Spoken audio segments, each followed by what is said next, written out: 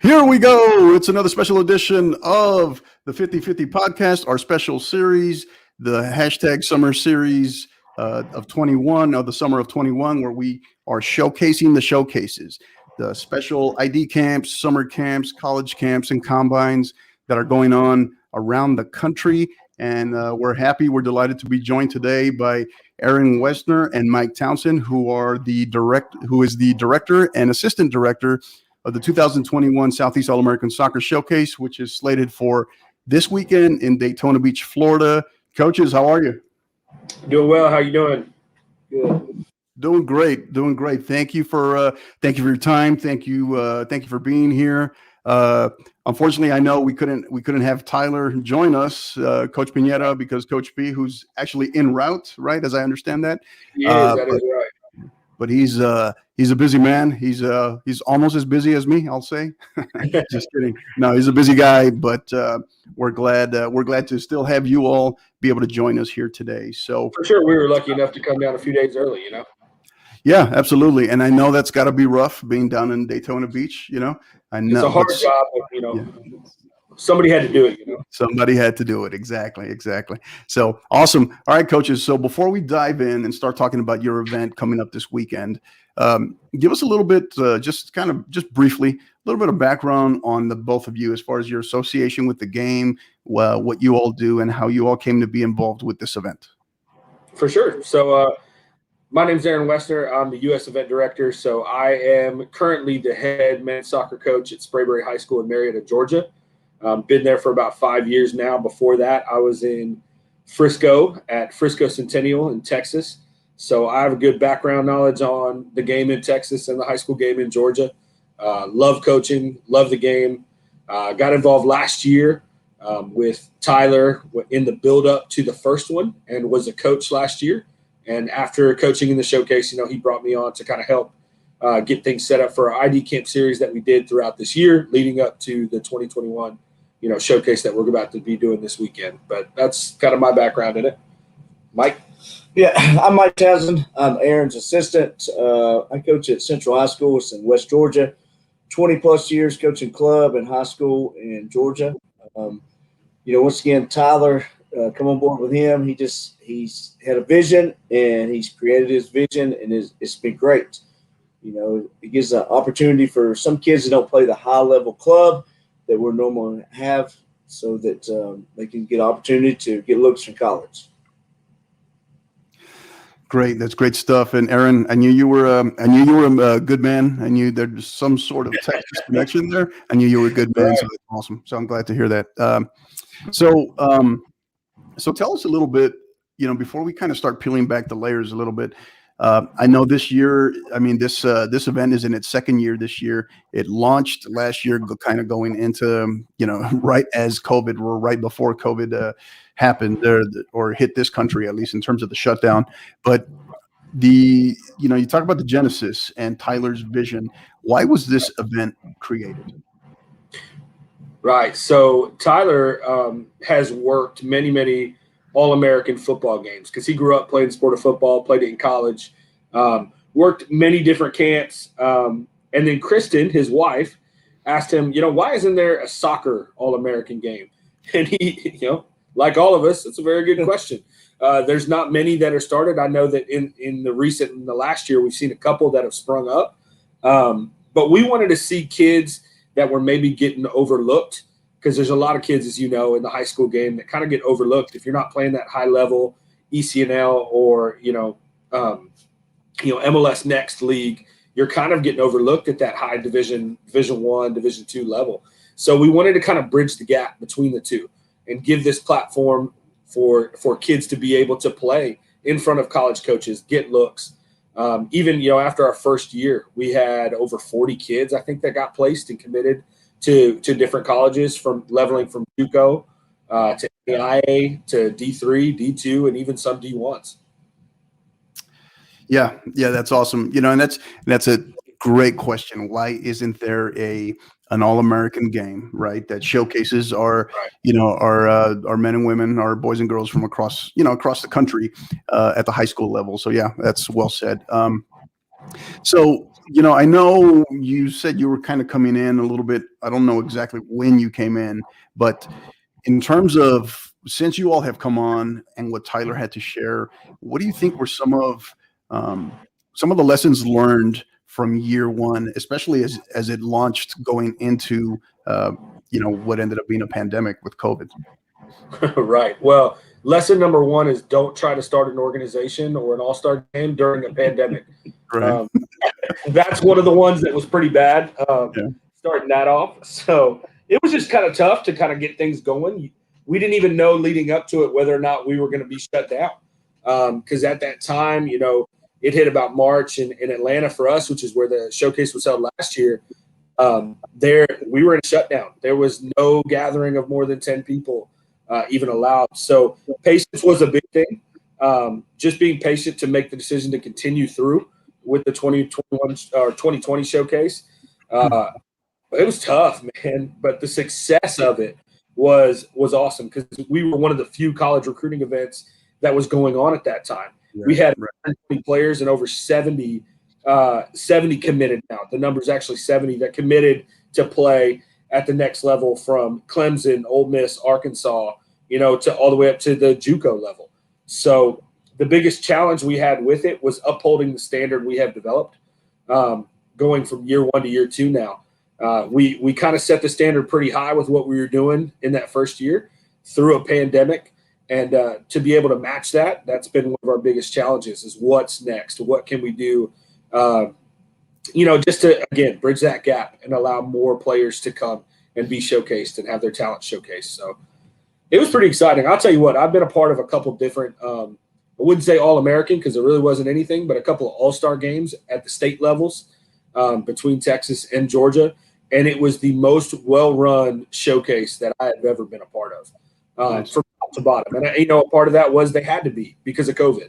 You know, we had protocols in place that we had to follow. We couldn't there were a lot of things we'd love to have done with the players throughout the event, but we were just kind of, hey, you can't hang out too much. We're going to put you in rooms with two people, maybe sometimes three if they had been around each other a lot already from coming from the same school.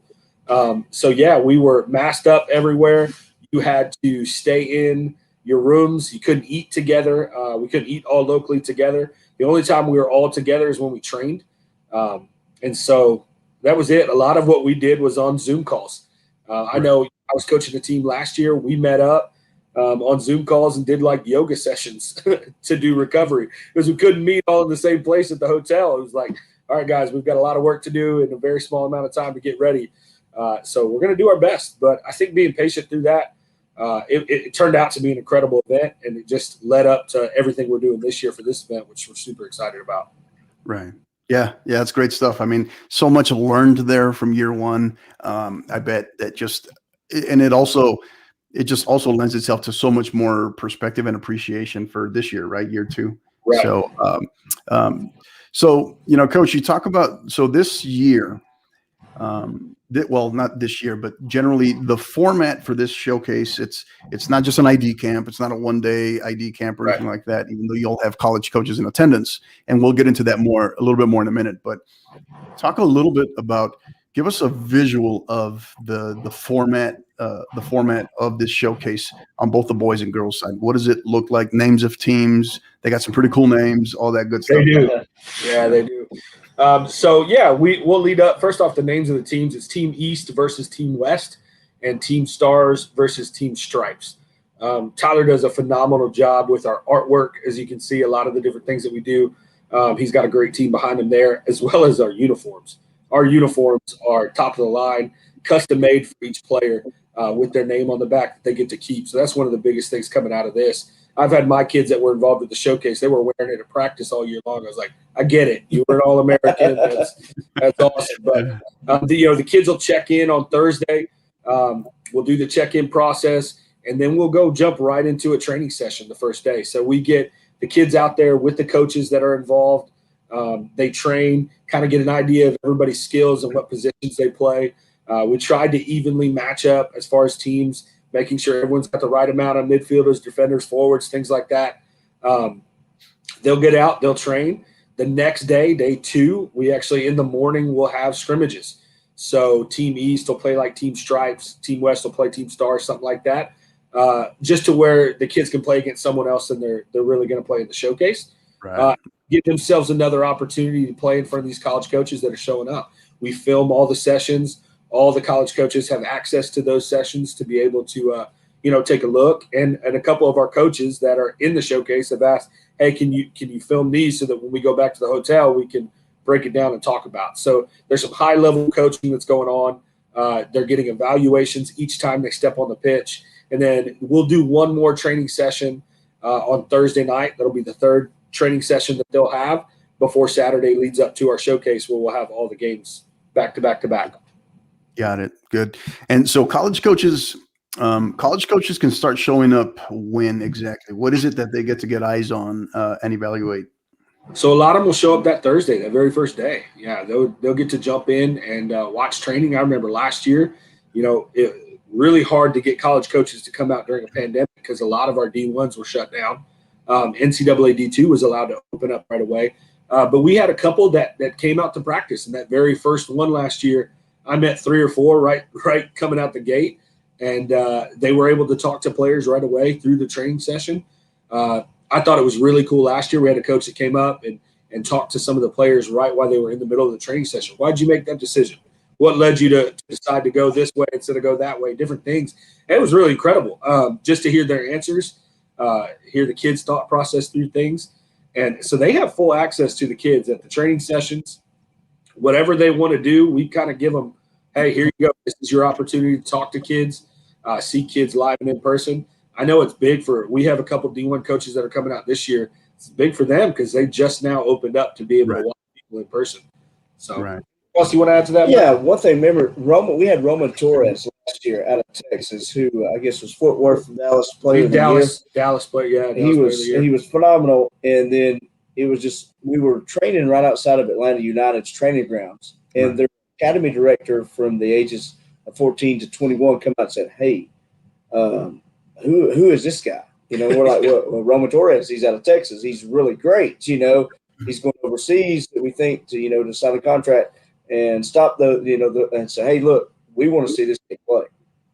And it was just phenomenal. The people we have come out. Yeah, he came out and actually watched that the last game that Roman played in, and I think he had like 3 goals. He had a hat trick, which is something he does. He actually plays for FC Dallas, one of their youth teams now still. U19 teams, and he had 3 hat tricks at the Dallas Cup, a couple months ago, which is pretty incredible to do at that level of competition he's playing against. So these are the kind of players that we have there, not just, we were talking about some of the kids that get overlooked, but we still have some of the high top level talent that are there playing at the top level. So it's pretty exciting to see. Right. That's awesome. No, that's a great, you love to hear those success stories. And that's at the end of the day, that's the real reason why these events are put on. Right. So that's great. So, you've given us the visual in terms of the format. We've talked a little bit about kind of the brief history of the event. Now let's talk a little bit, give us an idea in terms of rosters, going about building the rosters, going about selecting coaches, the college coaches that will be coaching them, what that looks like, just the overall, the logistics, the invitations and the logistics of the event, the planning for the event. What does that look like? Man, that planning started right away last year after we finished with the 2020 showcase. This year we did ID Camp Series that came out, which I thought was really awesome. That's where Mike and I kind of came in on that as far as being a part of the Southeast All-American, not just one of those volunteer coaches, but we're actually on staff now, is we started traveling around. We traveled to Texas, to Mississippi, to Tennessee. Yeah. We had some planned in some places that COVID kind of shut down. We were going up to Delaware on one that unfortunately got shut down. So we went all over the U.S., all over the Southeast for sure, and got to do ID camps with college coaches coming and actually running the training sessions.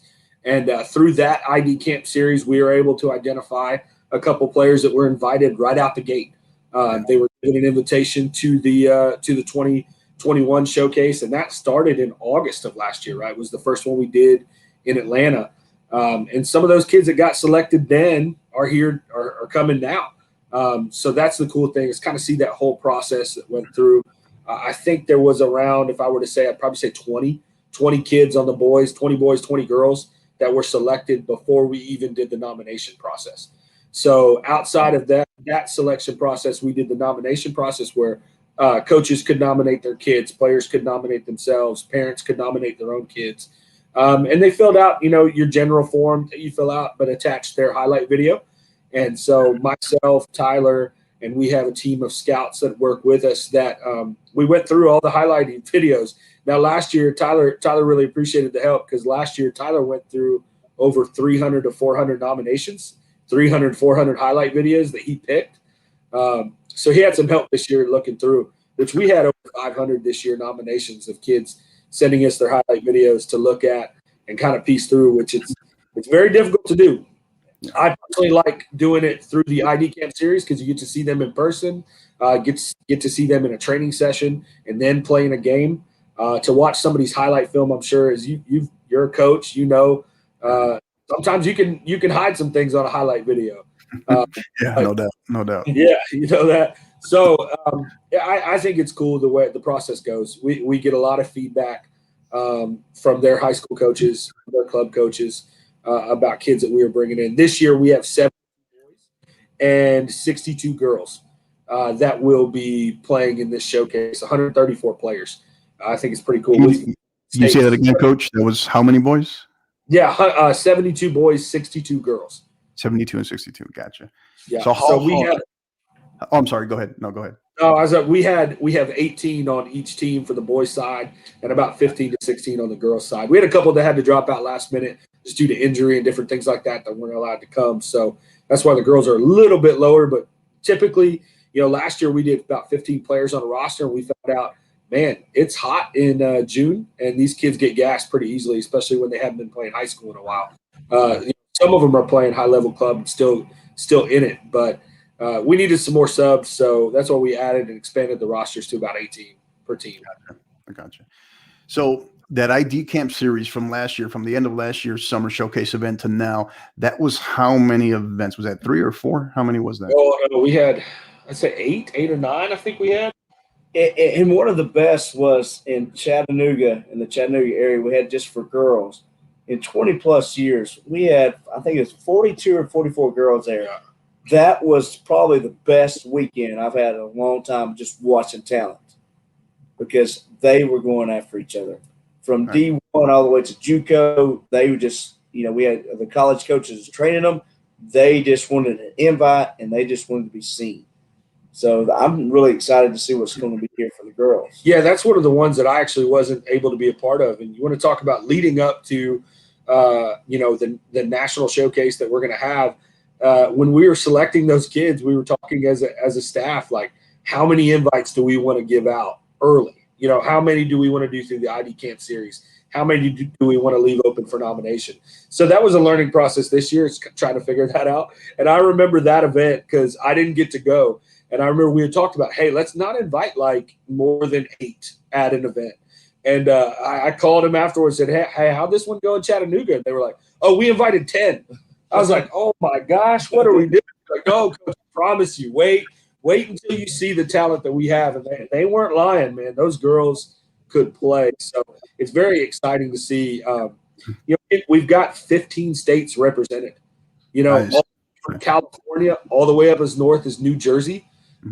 Connecticut, we got kids coming in. We got a coach from Connecticut coming. Now, how does that vary from last year? When you look at last year's, not so much the numbers, but the representation from states across the country, do you know how? Because I know it's bigger. I know it's bigger than last year, obviously, because of the pandemic. Much bigger. So last year we had primarily, it was a lot of the Georgia kids. We had from Tennessee, I think a player or 2 from South Carolina, and then some Texas. We had Texas. We had a few from Texas, which that number up, and we had that few from Texas because I was in Tyler's year right away. Hey, you need to look at these kids from Texas. I promise you. And a couple kids from South Carolina. Yeah, South Carolina. Yeah.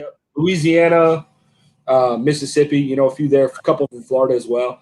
So it was more of that Georgia pull, though, that first year. Because it was a lot of the kids that we knew and were able to get a lot of coaches and kind of get the word out. How do you get the word out about an All-American event? Just just through emailing people, they're like, oh yeah, whatever, that's cool. Right. Being able to do that last year, I think it really opened up a lot of doors for us. And then through the ID Camp series, more coaches that got to be a part of running those ID Camp series and college coaches part of it. It's really opened us up because now we hit today over 150 college coaches attending our showcase each year. So, which we had 70 last year. So just over 70. So we went from 70 to 150 now. It's very exciting. Yeah. And, you mentioned that, and, that's great stuff in terms of a lot of that. Kind of goes back to the first question I asked in terms of lessons learned right from last year. And you've definitely picked up momentum. And I know a lot of this last year, Tyler was having to do by himself. Yes. So, and I know this too, because I know in, talks with him previously going back to last year. And I know he was able to offer, they made the nomination and the offer to, full disclosure, a couple of my girls that played for me out here in El Paso. Unfortunately, we were at that time, it was kind of where El Paso had kind of become one of the epicenters in the country, So it just travel was just pretty much out of the question, unfortunately. But yeah, no, it was great. There was a good variety, I think, all things considered last year. And I know it's even more, it's a wider variety this year. So kudos to you guys, because I know that's a lot of evaluations.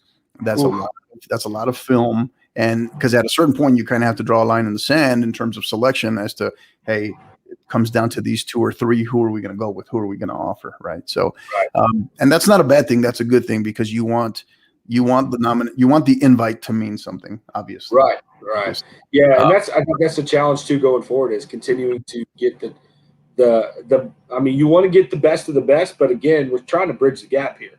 So you want all different levels. We're trying to find those diamonds in the rough, that they're getting looked at different places, like, in Texas, where do people look? They look at Dallas, Fort Worth. They look at Houston. They look at San Antonio. But there's some good players playing in all different, even in Georgia, for example. A lot of people will look at the Atlanta area. This year in our state championships, how many teams came from the Atlanta area? I mean, there was a ton. But then you had 3 that came out of Whitfield County, which is up near the Chattanooga, Tennessee, Georgia border. And they had 3 state champions there. And a lot of those kids get overlooked because we're buddies with the coaches up there as well. And so we got, Southeast Whitfield's got like 8 or 9 kids coming this year. Those are all kids that can play at a high level, at a very high level. Yeah. But they don't get the chances because they don't play club in Atlanta or a lot of those areas. I think, there's some good things going on in those areas right now to kind of boost that.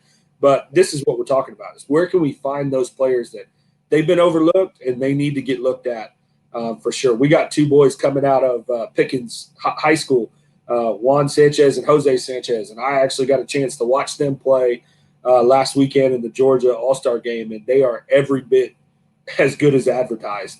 Nice. Mike played against them this year and said, just wait till you see these kids play.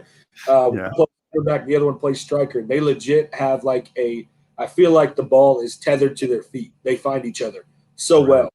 Yeah. And so get them out there and play with top level talent and give them the opportunity to be seen. Super exciting on our end. As coaches, I find myself, I've got a couple kids that are invited to as well. But I find myself so excited about some of these other kids as well, like they're all my own. So we love it, man. It's going to be this year. I think the step up between last year and this year, the quality of play. Man, I know we're going to get into talking about some of the players coming from Texas, but I'll tell you, I am excited to see some of the battles that are going to take place with some of the players that we have, for sure. Yeah. Well, I'm excited. I won't be there, but I'll be tuning in. I know you guys, and we'll talk into those particulars as far as live streaming in a little bit. But yeah, no, that's well said in terms of, it's kind of part of the genesis for this podcast as well, is being able to showcase programs, student athletes that aren't at your traditional areas here in Texas, such as, you talked about the Metroplex, Dallas, Fort Worth, Austin, San Antonio, and Houston. What makes, and this, what makes Texas so unique, though, is because the state is so big, you actually see different styles of play in different parts of the state, and I can't even begin to tell you the level of play, the quality level that exists in areas such as out here in West Texas, out here in El Paso, out down in the valley, in the Rio Grande Valley, so yeah, I can definitely understand what you all are trying to do, and you're trying to do it kind of now more as it progresses and it grows on the national scale. So Right. I can definitely appreciate that. So good on you guys. Kudos to all of you guys, starting with Tyler and his wife. So now, so we talked a little bit about the selection for the players, the student athletes, and filling those rosters. What did you guys use as criteria for the selection process for your coaches? Give us a little layout as to how many coaches per team and how you all came to select those. So we have, and I'm going to kind of change tabs here a little bit, so it may not look like we're looking at you, but we have some really good coaches that are coming.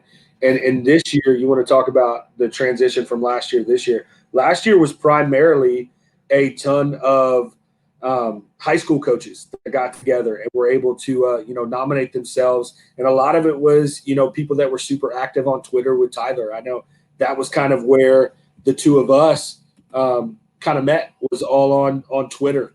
We had not met prior in person until the event last year. So that came from, hey, a lot of people that Tyler knew, a lot of people that reached out through Twitter and wanted to help out.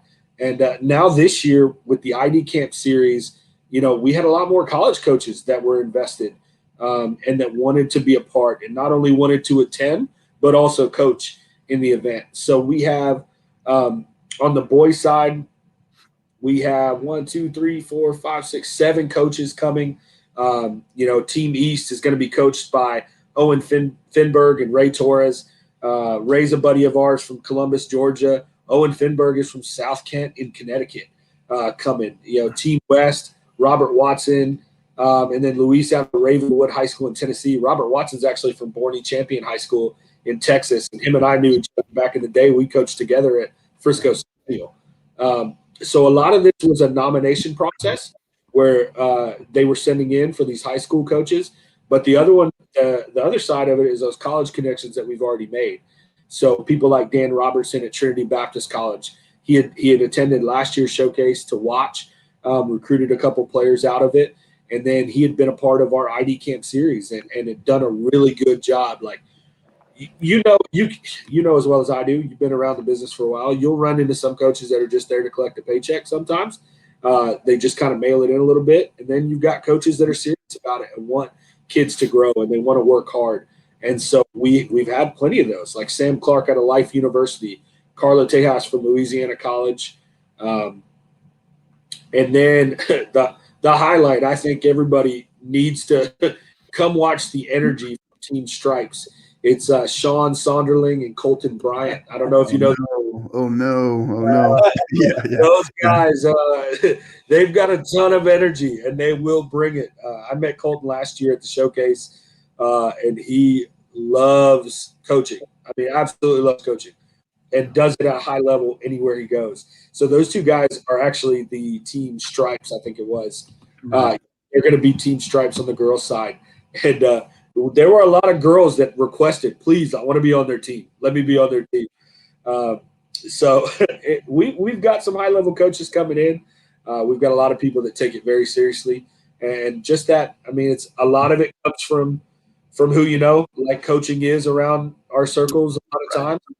A lot about who you know and who you worked with before, and who you know is going to do a good job. So that's, lucky enough we got in year one just off of working Twitter, and then come in and do a good job with it. And that's when Tyler brought us on. So great recruiting tool for these guys too. Yeah, these college coaches coming in, absolutely fit their program. They can call 10 of their coaching fraternity brothers and say, hey, or sisters, and say, hey, look, we have this center mid. It's not good for us, but it could be good for you guys. And it's pretty fantastic. That's one of the things we learned from the ID camps too, is how much the college coaches talk to each other. And that's one of the things we always tell the kids. They were like, look, if you ghost me, I've got 10 or 15 other coaches that I know. You don't want to ghost me because then I'll let them know that you ghosted me. talk to each other. So we help each other out. So maybe you're not a good fit for my program, but you might be a good fit for my buddy's program. Right. So that was something I learned going through the ID Camp series as well. So one of the questions that I have to ask is, who is going to take the blame? Who's going to take the fall for who made that executive decision to put Coach Colton Bryant and Coach Sean Soderling together? Because that's all Tyler. Yeah, we'll blame it on all Tyler. Tyler. That's Tyler. There you go. There you go. That's not us. Yeah, no, they're both great guys. I know them on different fronts, obviously. And, Coach Soderling, I don't think I've gone in the last year, probably more than maybe 2 weeks without speaking with him. And he's actually one of, full disclosure, one of my student athletes from here, from Isleta High School, is committed to him. So yeah, so really? To go play for him over at Brescia. And then, Coach Bryant, Colton Bryant, he's a 50/50 podcast alum. He was on here probably, I want to say maybe about 3 months back, maybe. I want to say 3 months back. That guy come run my training sessions in high school any day. Oh yeah, absolutely. Yeah. He's full of energy. So give us a little bit of layout now of the inner workings of just kind of the staff that it takes to run this, and kind of how did you guys make the really, really difficult decision that was to choose Daytona Beach, Florida as the location? We let all those heavy decisions lay on Tyler and Christian's shoulders. They make all the tough decisions, but I think one of the things is Florida is such a hotbed for soccer as well. And so we didn't want to keep it just an Atlanta, Georgia thing. If we're going to be really Southeast All-American, we've got to make the jump to go around different places. So we had about 3 or 4 different venues that we were talking about, not just in Florida, but in Georgia and then other places. And we've got, full disclosure, we've got probably about 4 or 5 more now for next year. And I think we've already kind of settled on where we're gonna go next year. And it's going to be someplace different than the 2 previous years before. I don't want to let that cat out of the bag because Tyler might get mad at me. But we let some of those hard decisions fall on them. We're the worker bees. We tell them all the time. We're the ones who tell us a dream and we'll implement everything we can and be a part of it. I was one of the first ones that came on outside of Tyler and Kristen after the showcase last year. And I remember they asked me to be a part of it, and I was super excited about it. 6 of my boys were selected last year to participate. So the chance to coach some of them one more time really drew me to the event. And I don't know, I remember telling my wife, I was like, there's just something – I have a feeling. When you get invited to do things sometimes, you're like, I have a feeling this is going to go further than just this event, and I need to put every bit of my effort into this. And that was one of those things that me and my wife talked about. And I did. I remember I put scouting reports together on the players that we were playing against, even some of my players, and had to be brutally honest with them, said, hey, look, I scouted you, and I told them exactly how to beat you. So – and sometimes your players best anyway. Their strengths and weaknesses. But I did a full-on packet for them, for these kids. And I encouraged our coaches that are coming in this year, hey, do the same. Make it fun. And that was, I think, for us, we had the devastation of not finishing our seasons. It just kind of ended so abruptly. And to be able to have one more event to kind of throw that together last year, man, that's what really drew me to it. And then just being able to be on board now and come through the decision, the planning process, the decision process through who gets invited, who doesn't. It's been awesome. Yeah, Tyler and Kristen, I would say, are really the ones that make those decisions. Myself, Mike, we have Bobby Jaworski, who is at Georgia Military College, great high school, 1A high school here, won 2 state championships back-to-back. And then we have a couple others, younger kids that work with us as well, that Tyler and Kristen know to kind of – you got to have some youth around you at times, right, to carry the heavy stuff and Absolutely. Really – but this guy sitting next to me, you wouldn't tell he's been in the business long enough, man. He's got energy for about 12 of us coaches. But hey, and I'm sure Texas is the same way. I will take my high school kids anywhere they want to go. If it's exact camp, if it's to any college camp, and they're going to pay hundreds of dollars. For example, last year before this, I drove 2 of my kids down to Tampa, and we paid $700 for a showcase. And college coaches worked him out for, one day, didn't talk to him. And I was just like, okay, that is, Tyler's not about this. Yeah. It's about getting kids committed. It's about getting them seen. It's about getting the opportunity. And one name that stands out to me is a kid from the Athens area, Clark Central. His name's Jackson. Had no offers last year. Yeah. He was a basketball player and a soccer player, and showed out in our showcase. He was on my team. He scored 2 goals. He played phenomenal. And all of a sudden, started picking up offers through his senior year this year. And it's those relationships you build. He texts me and says, hey, look, Coach, thank you, because I'm going to go play at this school. It may not be D1, but it's an opportunity to play at a school. That's right. And we have so many of those stories too. I mean, I know that kind of gets away from your original question, but it's still it's a good story. Raul out of Longview High School was a goalkeeper last year that came in, and he had, I think, one offer to play, but it was a JUCO offer that he wasn't real high on, but it was just one of those last minute things that he got. When he came to our showcase, he balled out. He was a goalkeeper. He had a great game. Not even in game, in training sessions. In training sessions looked great too. Yeah, and it was Point University was there out of Georgia, and they actually offered him on the spot. Offered him a spot to play. They did some things where we really talked about maybe him coaching after it was done. So it's just like you've got kids that are coming here with 0 offers that end up signing at the being offered on the spot. So I think it's just incredible. Like you said, like Tyler and Kristen, it's not about the money. You know as well as I do that there are a lot of ID camps out there that are all about the money, and we won't throw out names and name them all. But there are some that it's just not about the kid. I've driven my kids halfway across the country to attend some of those camps, and the same thing. They get maybe an hour or 2 with the coach, and then the coaches never talk to them again. So we to develop something that these kids could be a part of, where they could have access to these college coaches, to where they get evaluations. A big thing that we did our coaches meeting a few days ago with our coaches, and we said, look, every time you get on the field with these kids, we need you to evaluate them. Give them an evaluation. Give them feedback. It doesn't have to be extensive, but we need you to talk to them about their level of play. If they're doing something good, let them know. If they're doing something bad and you don't want them to do it, let them know. But just handle it in the right way. And I think that's made the difference over the last year of us doing it is and why this is growing bigger and bigger as we go, because we're giving these kids this opportunity, and they're getting these honest evaluations, helping them get to the next level. I mean, who doesn't want to be a part of that? I mean, if you're a high school kid right now, I'm jumping at every opportunity I can to get in front of college coaches. And one last thing, we had 2 kids from Tennessee last year that were already committed to D1 programs, Mercer and Memphis. Yep. They showed up, and I said, hey, you guys have already committed. We want to make these other 17 guys on our team the best we can so they can get an opportunity. That's right. And I was just like, whoa, and these kids can play. I was like, because most D1 kids at that point and then wrote it off. I mean, Aaron's got a D1 kid just fixing to play. That's right. He's going to be at UAB next year. I'm like, why are you here? I want to give the opportunity for someone else to get an opportunity like I have. Yeah. Right. At that level, it's just attracting more and more people to want to come watch. Yeah. He's talking about Jackson Bates is out of Sprayberry High School. He plays for me. He's one of the best I've ever coached. I coached Brendan Lee, who went to SMU in Dallas, and he was a phenomenal player. Jackson Bates blows him out of the water. And if Brendan hears this, I'm sorry, Brendan, I still love you.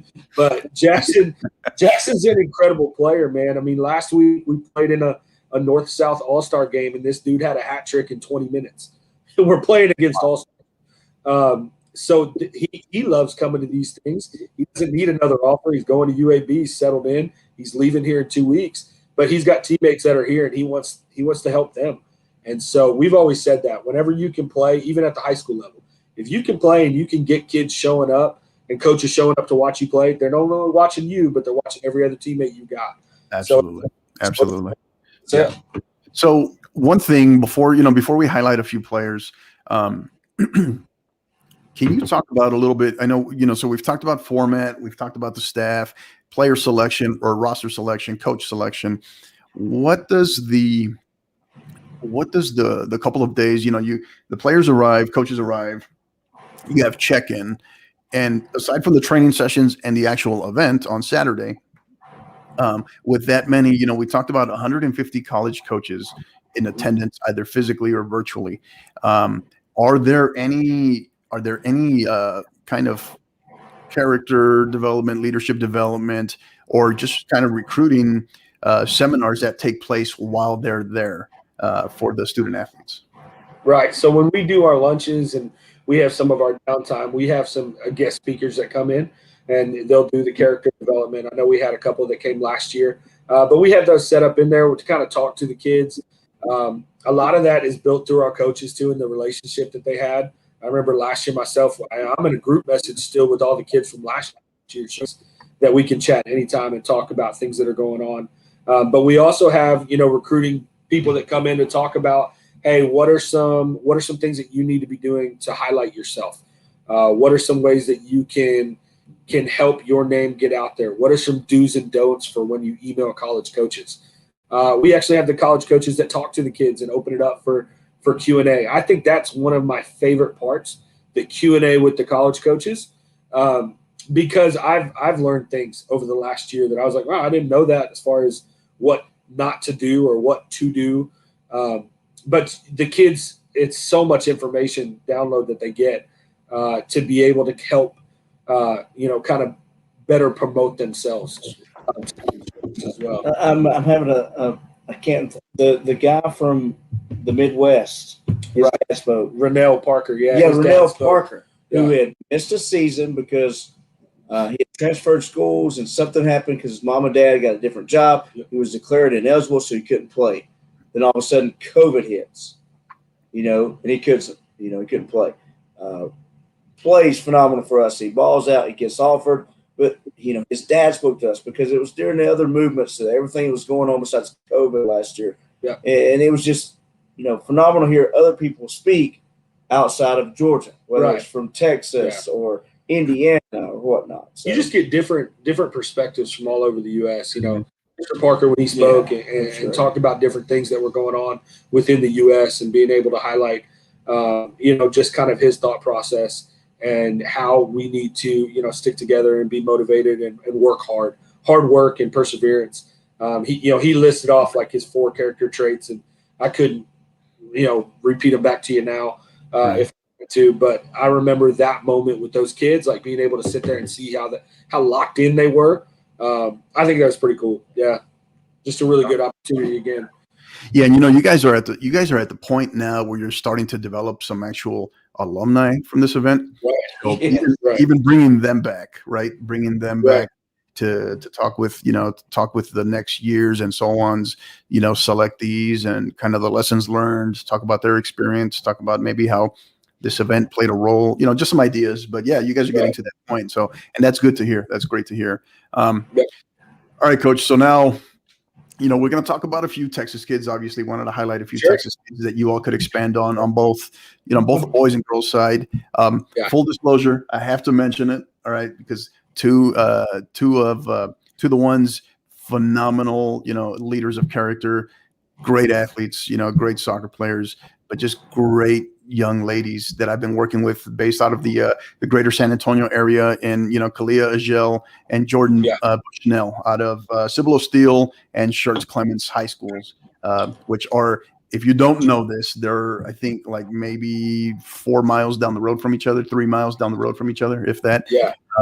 So what can you kind of mention about them, the selection process with them? What has you excited about them? And then maybe just a couple other players from the great state of Texas. Yeah. For Jordan, I was one of the ones that got to invite her. I saw her in Kerrville, Texas. She came out to that ID camp. That was the first one we did in Texas. And I just remember how smooth she was as a player. She's one of those defenders. And if you watch her highlight video, I think that's the biggest thing that stands out. She's calm. She reads the game very, very well, and then moving forward, so smooth on the ball, calm under pressure too when she's being pressured. Very smart player, smart player, able to play the long ball in and create opportunities, from the back. It's pretty crazy. But I loved everything about her when we saw her play. Obviously when we do these ID camps, we don't get a whole lot of time to be able to talk and learn character about people. We just get to see the way they play. And so for her, I was super excited. I was like, wow, this girl can play. We're going to give her an invite. There was a couple other girls that got invited from that. Natalie Mays out of Denton Guyer, Texas was one. Helen and Isabella Campos too. They were invited from that showcase. So super excited to see them. And I think it's really cool when you start inviting some of these players. A lot of them are highly active on Twitter. And they'll start, I keep laughing. I was like, my Twitter game is getting increased quite a bit just from being on staff with Southeast All-American, because I've got so many different coaches and kids that follow me and will send me messages. And, Kalia. I don't want to say it wrong. I've heard both Kalia and speaking with her, so I just go with Kalia and generally speaking. Yeah. She's actually, I didn't get to see her play. She was one of our nominations that got from sending in highlight tapes. But something about her that stood out is even before I looked at the nomination list, I saw her on Twitter. She was highly active, and she was posting videos of her workouts and preparations to come to this. So that was a big standout to me. You don't find a lot of kids that are out there with a ball anymore and will just post, hey, this is what I did today. This was my workout. She's she's like the definition of almost, if you remember, for those of us that are a little older, right, date myself here, but Sonic the Hedgehog, she's just ridiculous level of energy, almost overly active. Just she's playing in a club game, she's playing in a high school game, she's playing on the basketball team, she's putting up content of individual training sessions, and she's also, she's, I know, part of that junior ROTC training program there at Steele High School. So just a phenomenal kid. Both and then a player, the way she plays. Absolutely. Oh my gosh. I mean, can strike from distance. Yeah. You kidding me? That right foot on hers, I was like, man, we've got a couple that are coming that can really strike the ball well, especially on the girl side. I was excited. Just watching some of those videos, I had to watch them over again. But I love what she's been doing as far as, especially on Twitter, posting everything. Her and Caroline Moore out of Tennessee both post a lot of videos that I love to send to my boys. I'm like, are you doing this work that they're doing? This is pretty good. You should look at this video and do it. But I spoke with Kalea before we got on here.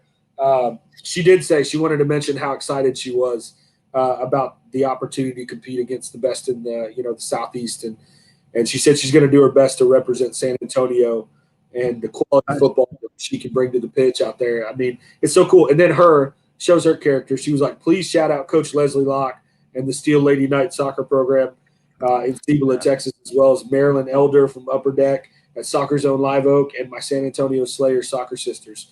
And she said also special shout out to Coach Hector and the 50/50 podcast too. So she knows her stuff, man. She knows how to make sure she's and little sister's like right behind her. That's a very athletic, very soccer, definitely a soccer family, very athletic family. And I just proud of both of them of what they've done. And you talk about how the important piece of the being open, being, I guess, I don't want to say vulnerable, right, but being transparent on social media and those timelines. They're just both very, very, very talented young ladies, and I wish them nothing but the best in this event and representing the state of Texas as well. Right. I mean, they're phenomenal players. I'm telling you, the level of talent coming in this year. I think last year when you looked at it on paper, you were like, all right, this is going to be a pretty good game. And you can kind of tell this team's going to be a little bit stronger than the other one. I don't know what's going to happen this year. I have no idea. I know, especially on the boys' side, the East versus West game, unreal. Yeah, you want to talk about Elliott first? Yeah. I don't know much about Texas, but I know that when we had our event last year, I had this young man that come to me, is Elliott from the Village High School, and he says, Coach, I don't care where I play. I just want to play. And I was like, okay. I mean, that's what you always want to hear. But then all of a sudden when he was on the field, I was just like, okay, you can play wherever you want to play. He was excited. He had a lot of energy. He played well. He would come off for a quick water break and someone did come off. He said, Coach, I got him. I was like, I guess that's how you do things in Texas. I was like, yeah, you need to transfer to Georgia and play for me. That's awesome. Those guys, him and Roman, it was neat to see that for me, myself, not being from Texas, heard good things. I was just like, Georgia soccer, it's great. Texas soccer is pretty daggum good, I like it. These kids want to come play, especially Raul. They got an offer to go to Point. He played keeper for me on my team last year. I was just like, wow. It was just nice to coach different kids. Yeah, I'll tell you the difference between Texas and Georgia.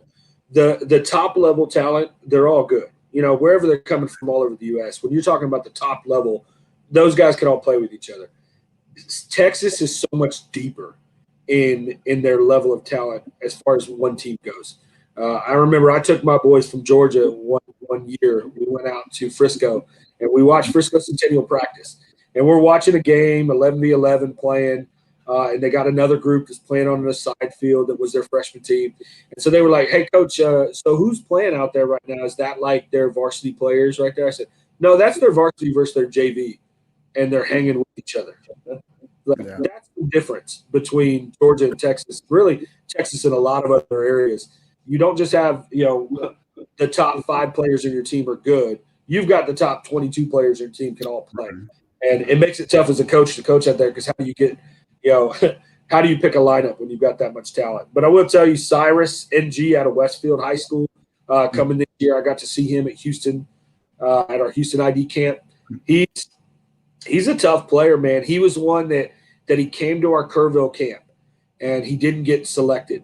And so he came to me and said, hey, Coach, what do I got to do to get that nomination? What do I got to do to play better? And we were honest with him. We said, look, man, you were one of our top players that we had coming out of this camp, but you took some contact and you couldn't play through it. You had to come off for a little bit. So we really thought, maybe he's injury prone. Maybe he can't handle the physicality of the game at all levels. And he took that feedback and he came back a lot stronger in Houston. Nice. And in a tough ID camp because it rained on us most of the time there. Those were real sloppy where we had to play. That was back in February, right? Was that February? Yeah. Well, I think it was. Houston was in December. We played in December there. Yeah, because I remember I came to visit family up in Dallas and drove down to Houston for it. Yeah. But yeah, I mean the field was waterlogged. It was soaked. Like you'd kick the ball and it'd go like 2 feet and have to go hit it again.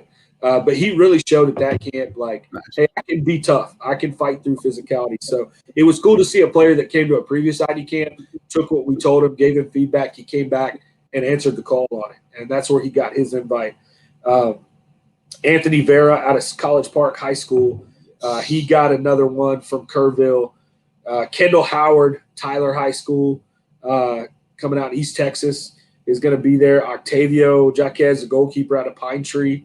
Will Blevins, he's got a left back out of Midlothian High School. We've got kids all over the place. East Lake High School, Kevin Lambert, David Garcia. That's just on the boys' side. Those are the Texas players that we have that we're super excited about. And when it comes to girls, man, we've got some top-level talent coming. You talk about the ones that we talked about already, Jordan and Natalie and, Kalia. But we got Abby Major out of Reedy High School. She's already committed to Mississippi State. That girl has shut down already some of the top forwards that are, on the path to being U.S. national team players. She's already played them in games. Funny story about her. Her name came across in the selection process, and she got selected. And I was like, I know that name from somewhere. Go to look back, her older brother played for me at Frisco Centennial back in like 2008, 2009. And I remembered her when she was just a little girl. I was like, I'm getting old now because she's a senior in high school. But that girl is a stud. So to see her, she's going to get a chance to go up against Caroline Moore, who's coming out of Tennessee. But you want to talk about a player that's getting overlooked? She's a 2022. Hector, you got to watch this girl. Oh, my goodness. Who's that again? Moore? Caroline Moore out of Tennessee. Yeah. She has got a left foot cannon. She played last year. I mean, you want to learn anything about her, just search up Caroline Moore on Instagram, and you'll find her Instagram. She's got like over 1,000 training videos of things that she does, working out at 5 a.m. in the gym when nobody else is there.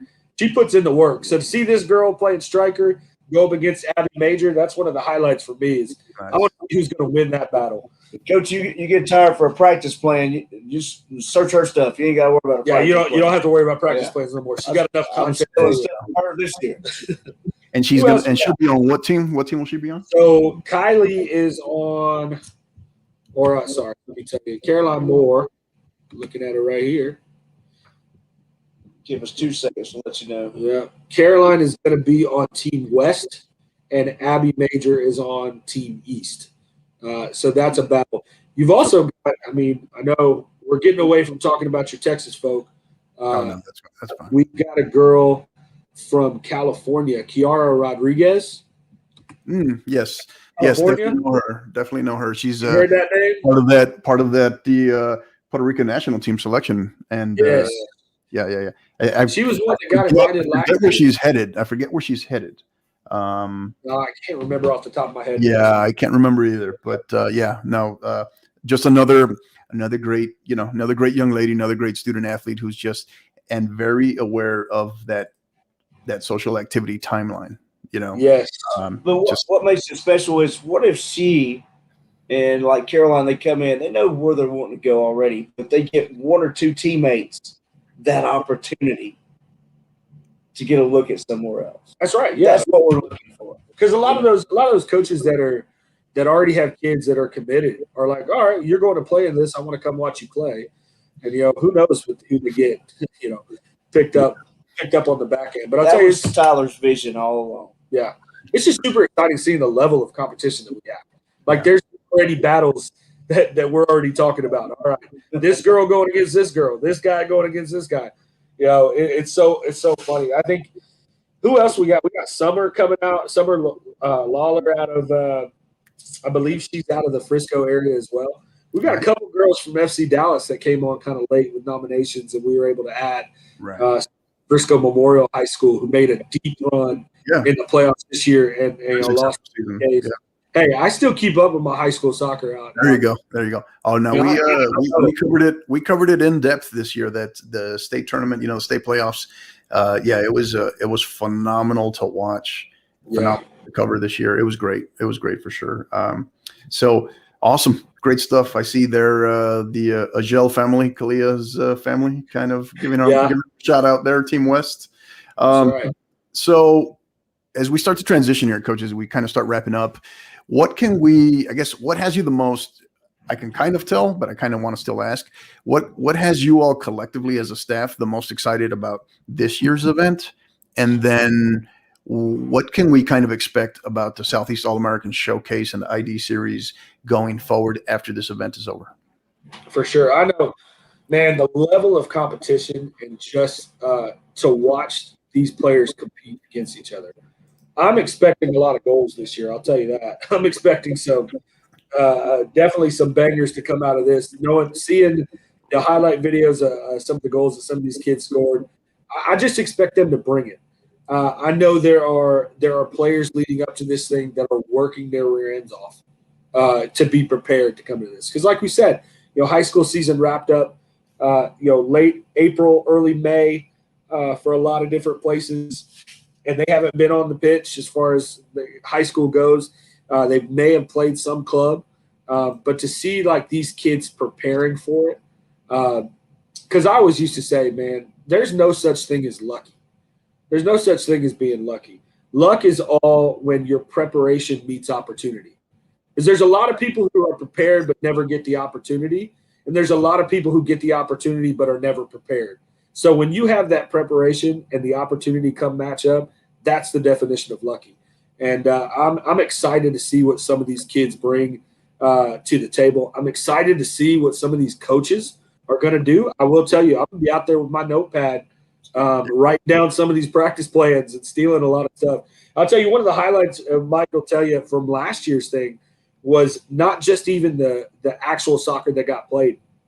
The late night coaching session that we had with us sitting outside the hotel. This is not a joke.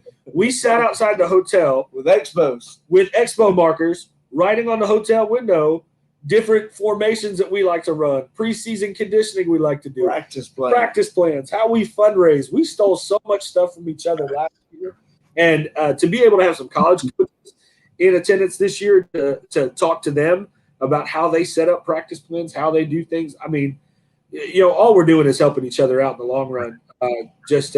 Not just coaches, not just players, but also coaches.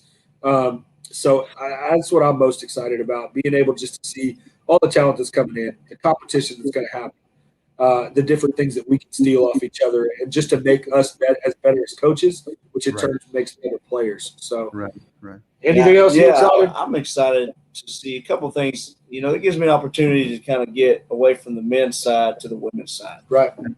As being a men's coach for the past 20-plus years, early in my career, I coached women's soccer. So I like that opportunity to see these battles competition.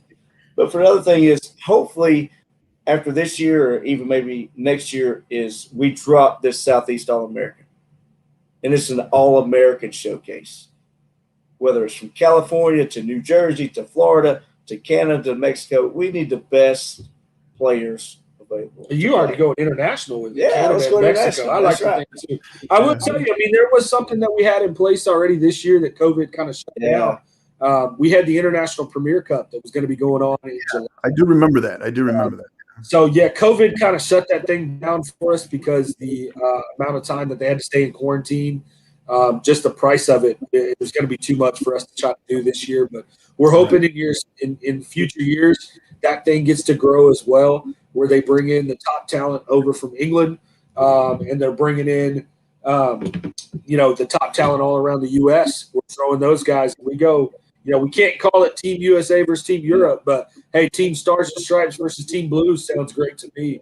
And to see some of these, that level of competition, because if we're honest, this, college coaches love to look international for a lot of players, and sometimes overlook the American player. So to be able to get those two to clash a little bit and see our talent here rise to the top, and I mean, we're excited. You want to talk about U.S. national soccer, like the fact that all of our U.S. men's team primarily is coming from Europe now, and we're consistently invading the international game.